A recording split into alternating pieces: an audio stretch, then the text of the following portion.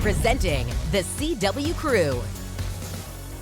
Hey everybody, John Foss, Alexa Score. Welcome to another edition of Minfluencers. Very excited to be talking with a local band, the Violet Nines. Hey guys, thanks for being here, first of all, and tell us who you are and what you guys do.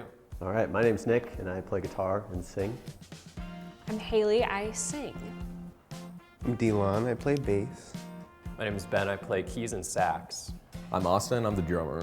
Your guys' genre, what you describe yourself, is so fun and unique. I love it. But why don't you kind of go in a little deeper as to what groove pop is? We used to say a funk rock band, but you know, funk is like James Brown, and we're not all the way there. Not quite. But there's definitely some like syncopation and emphasis on rhythm in our band that makes it a little bit more groovy than kind of your standard pop. So you made up your own genre.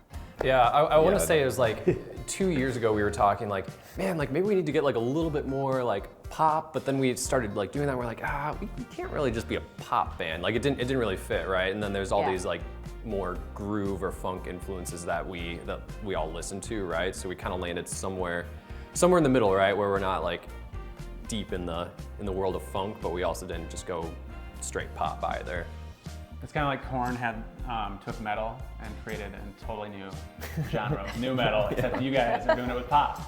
Exactly. Yeah, absolutely. Speaking of influences, what are your musical influences, would you say? Or can you like relate yourself to any other bands or? We did a thing with a playlist actually, and we sent each other some songs as far as like what we all liked, and there was some jungle in there.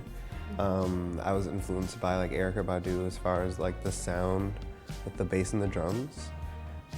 And then I think like the pop thing is more like the structure of our songs is very relatable, something you've heard, but we also put our twist on it. And one thing that's really cool, we're a TV station, so we definitely know the production side of things and like trying to make cool things. You guys are making awesome music, but in addition to that, making awesome videos. And one that comes to mind is Let Me Hold On. And that video is really cool because you guys are actually surfing in the video while playing guitar. And we have the Michael Jordan of water sports here. I'll take it. Complete opposite right here. I've surfed a little bit, professional wakeboarder. But how did you guys get the idea to even have surfing in the video, and what has the response been for that video? Yeah, that's like our greatest circulated video right now, and like the song that I'll hear someone was talking about, and like that gets back to me. So it's kind of fun to see how wide it's getting. But it all came out of, we were thinking about doing just a video of us on the boat with like acoustic guitars and saxophone and stuff, like covering a song that we already released. And I think Delon either misheard me or It was a mishearing. yeah, it was a beautiful accident. Selective mishearing. Yeah, because Delon was like, oh, so are we gonna do that boat thing for the new song, like the official music video? And that was kind of the light bulb moment. Once it became an actual music video, the ideas got a lot more grandiose, and we kind of were like, how can we push the envelope a little bit more? Did you know how to surf going into that? And how many times, because you're wearing a suit, Yeah. how many times did you wipe out? And then were you like, oh great, now I'm all soaked, it's not gonna. Well, Ben will attest, but I did fall once. The guitar never got wet because I knew I was gonna fall and like held the guitar above my head as I sank into the water. But that one was driver error. Love that's what we'll say. hard out of anything at No, I mean it's a lot of new things, right? You know, none of us have ever filmed a music video on a boat, right? Like we're trying to like time the boat as it starts. Like at first we were having Haley stand on the back, and then the first time the boat guns it, like she almost falls back into the water. Yeah. So we finally we had a few like little hiccups trying to like get it going. Then we had our first like full take going. We're feeling so good about it.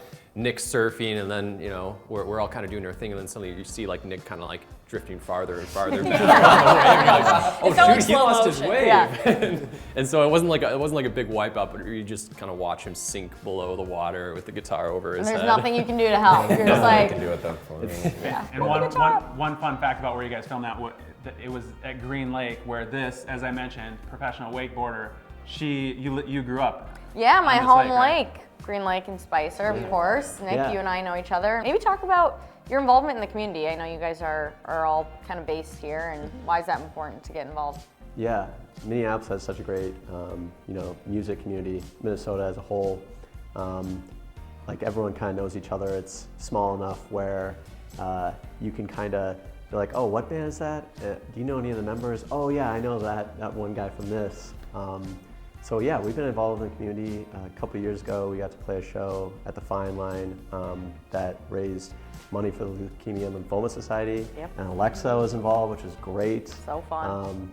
That was like definitely one of the highlights of our career so far. So yeah, try to keep true to the community and do things that make sense and be Minnesota proud. Awesome.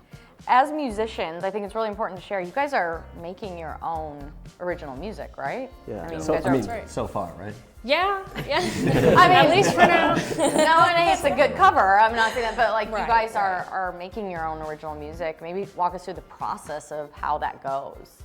Yeah, I mean, it's been different every time, I think. It always starts with someone's idea and then kind of blossoming off of that. And Lots of crying. yeah, lots of crying, having to listen to your raw vocals Yeah. with your, just ideas that you come up with in the middle of the night. Yeah.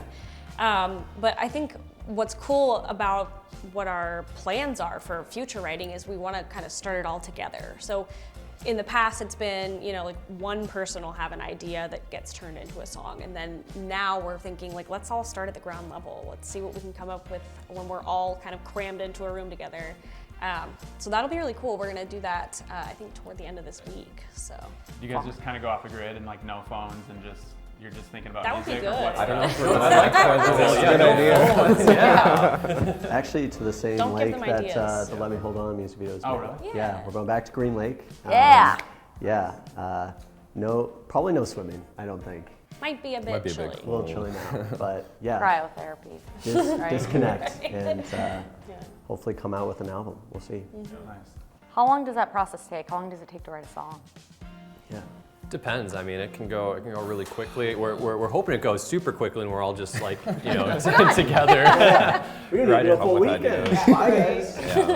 Yeah. But no, I mean, I think as a lot of bands learned during the pandemic, I won't speak for these guys, but I actually got a lot savvier about doing my own home recording because a lot of the songs that actually we've been releasing in 2021 were recorded to some degree like piecemeal with people sending in their ideas, like creating high fidelity recordings in their own home studios, bedrooms, what have you. So that's one way, right? And I'm actually really proud of what the band's done in the last year, just creating stuff through emails, FaceTimes, text messages. But now I'm really excited to start creating more live again because I think we'll probably be a little faster than emails. IRL.